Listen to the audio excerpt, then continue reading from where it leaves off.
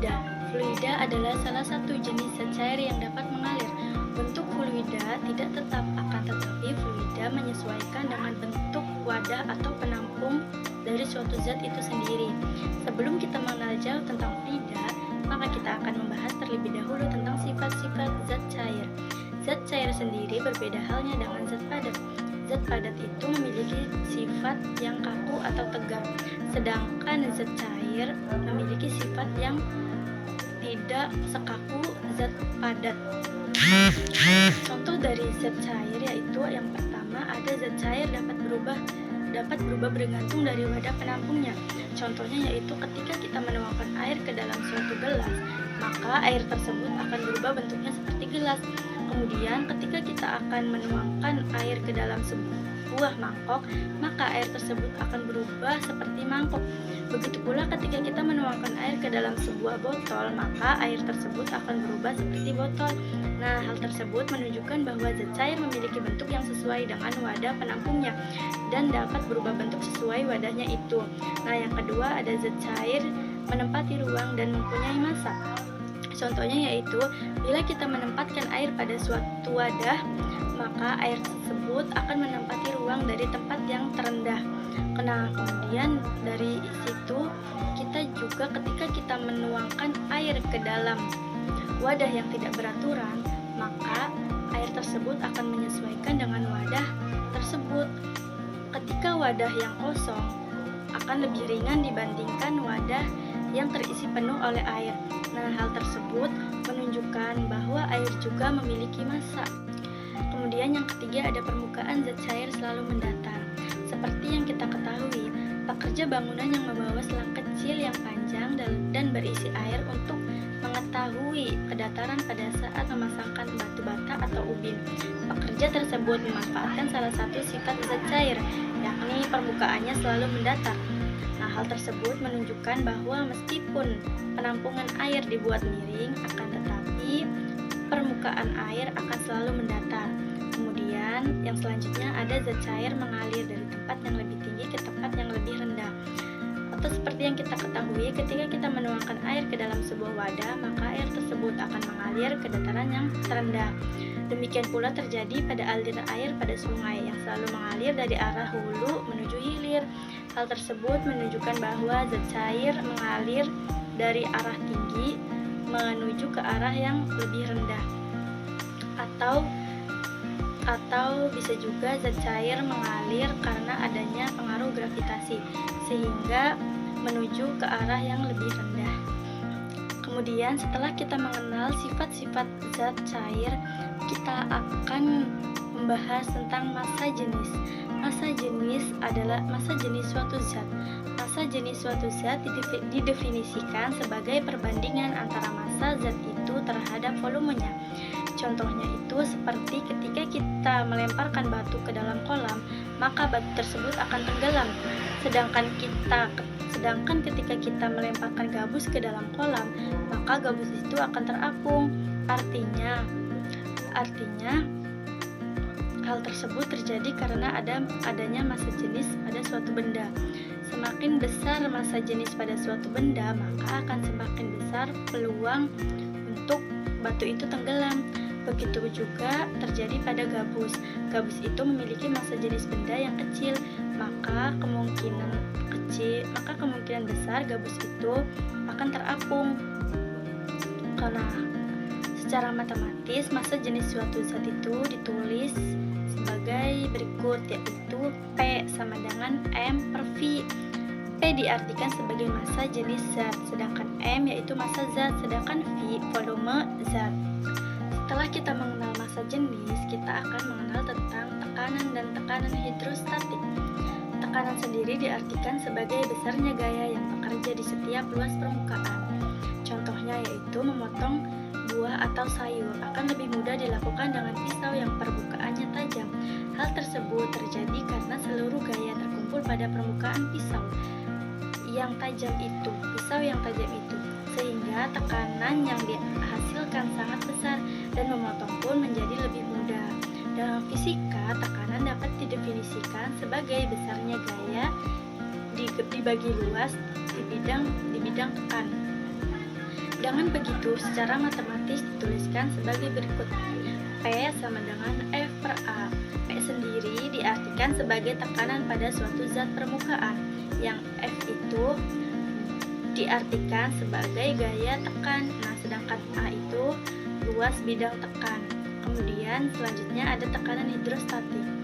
Pada fluida diam, tekanan pada suatu titik dalam fluida disebabkan oleh gaya berat fluida yang berada di atas titik tersebut. Nah, tekanan pada fluida tersebut dinamakan tekanan hidrostatik. Tekanan hidrostatik disebut titik pada kedalaman H dinyatakan secara matematis dengan persamaan berikut. P sama dengan PGH. P sendiri diartikan sebagai massa jenis zat cair, sedangkan G itu percepatan gravitasi, sedangkan H kedalaman zat cair diukur dari permukaan zat cair. Hukum Pascal. Hukum Pascal adalah sebagai salah satu hukum fisika yang berlaku dalam fluida statis. Apa itu fluida? Fluida adalah zat yang dapat mengalir, contohnya seperti zat cair dan zat gas. Hukum Pascal ini dikemukakan oleh ilmuwan dari Prancis yang bernama Blaise Pascal. Dalam hukum Pascal ini menyatakan bahwa tekanan yang diberikan kepada fluida dalam suatu ruang tertutup akan sama besar ke segala arah. Berikut contoh dan juga rumusnya. Hukum pokok hidrostatik. Pada dasarnya, hukum pokok zat cair itu permukaannya selalu mendatar dimanapun zat cair itu berada. Hal ini tentunya ketika zat cair itu tidak mendapat suatu gangguan. Hukum pokok hidrostatik sendiri yaitu semua titik yang berada pada satu bidang dan di dalam satu jenis zat cair mempunyai tekanan hidrostatik yang sama. Berikut contoh dan rumusan. Hukum Archimedes. Kalian pernah nggak sih lihat kapal-kapal pesiar atau kapal selam itu bisa terapung di atas air gitu? Padahal kapal-kapal tersebut itu terbuat dari logam yang sangat berat. Kenapa sih hal itu bisa terjadi? Hal itu terjadi karena adanya salah satu hukum fisika, yaitu hukum Archimedes.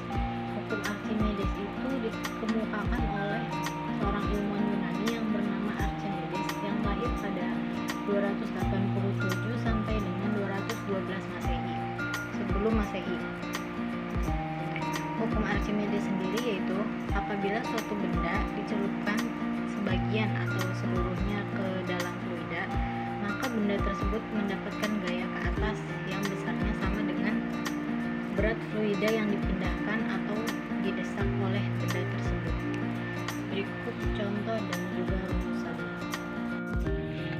Saya Kokom Selamat, saya ingin bahas tentang kapilaritas dan fluida ideal.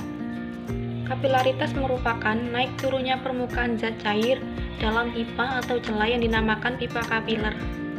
Contohnya pada kasus minyak tanah dan kompor. Kenapa minyak tanah dan kompor? Karena minyak tanah akan meresap pada sumbu kompor, itu dinamakan dengan kapilaritas. Atau contohnya pada pohon atau tumbuhan dan air. Tumbuhan sebagai pipa kapiler yang menyebabkan air dari tanah meresap ke bagian-bagian pohon, itu juga disebut dengan kapilaritas. Karena di saat air itu meresap ke bagian pipa kapiler itu dinamakan dengan kapilaritas. Sedangkan fluida ideal atau fluida dinamik merupakan salah satu kajian mengenai fluida yang bergerak. Dalam fluida dinamik, fluida dianggap bersifat ideal. Ada 4 sifat-sifat yang dimiliki fluida ideal, yaitu fluida bersifat non-viscous, aliran fluida bersifat lunak, fluida bersifat incompressible, dan fluida bersifat irrotasional. Persamaan kontinuitas.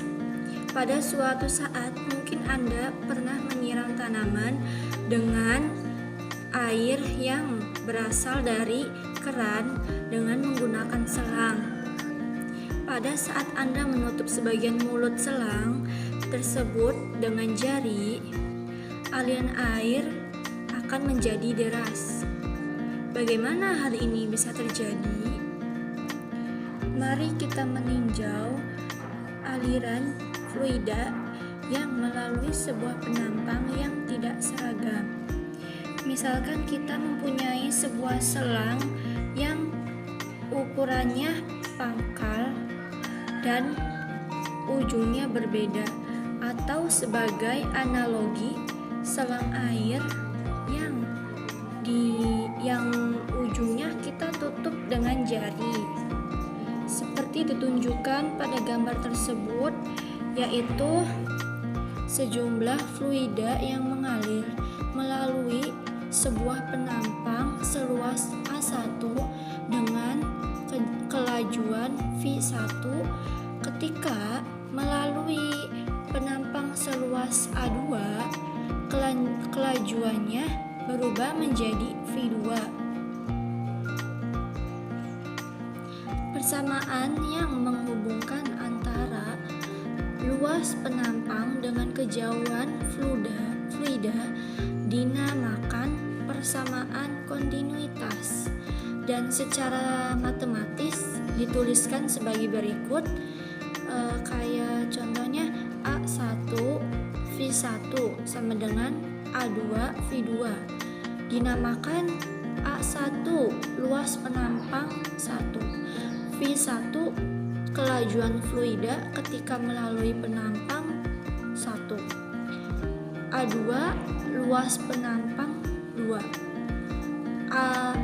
V2 kelajuan fluida ketika melalui penampang 2. Persamaan tersebut menunjukkan bahwa jika penampang pipa lebih besar, maka kelajuan fluida ketika melalui penampang tersebut lebih kecil. Maka kelajuan fluida ketika melalui penampang tersebut menjadi lebih besar. Dari persamaan tersebut terlihat bahwa hasil kali laju air V dengan luas penampang A selalu memiliki nilai yang tetap.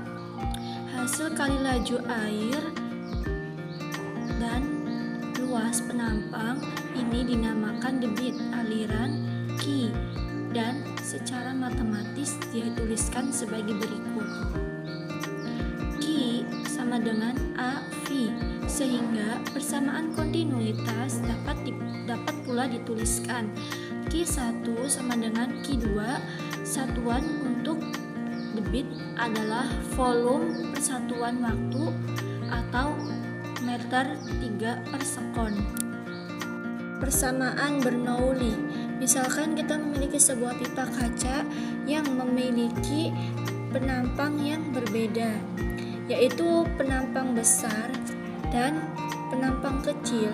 Pada setiap penampang yang berbeda itu terdapat kolom-kolom vertikal yang terhubung pada bagian dasarnya dan berisi zat cair.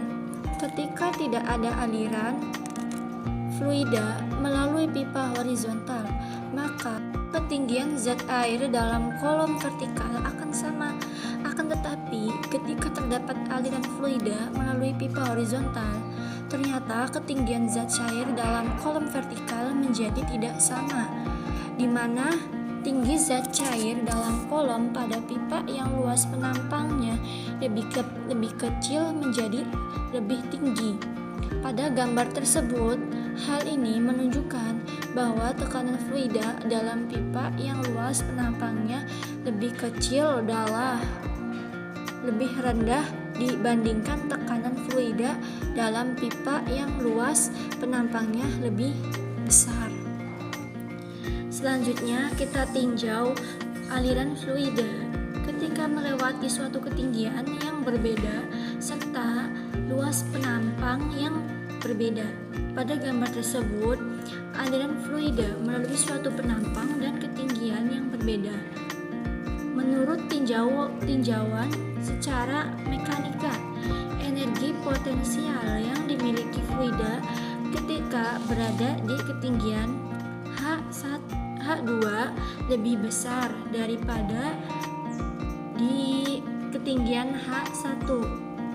Selanjutnya, Bernoulli menyatakan bahwa tekanan fluida berkurang seiring dengan penampang ketinggian, sehingga dari gambar tersebut dapat disimpulkan bahwa tekanan fluida pada ketinggian H2 lebih rendah dibandingkan tekanan fluida pada ketinggian H1. Dari tinjauan di atas, Bernoulli memberikan sebuah perumusan matematis yang menyatakan hubungan antara tekanan dalam fluida, kecepatan aliran fluida, dan perbedaan ketinggian penampang adalah tetap. Perumusan matematis ini dinamakan persamaan Bernoulli dan dituliskan sebagai berikut. P ditambah 1/2 O V kuadrat ditambah PGH sama dengan tetap, dengan P sama dengan tekanan fluida, V sama dengan kecepatan aliran fluida, H sama dengan selisih ketinggian penampang. Persamaan di atas dapat juga dituliskan sebagai berikut. P ditambah 1/2 O V kuadrat ditambah PGH sama dengan tetap, dengan P sama dengan tekanan fluida, V sama dengan kecepatan aliran fluida, H sama dengan selisih ketinggian penampang.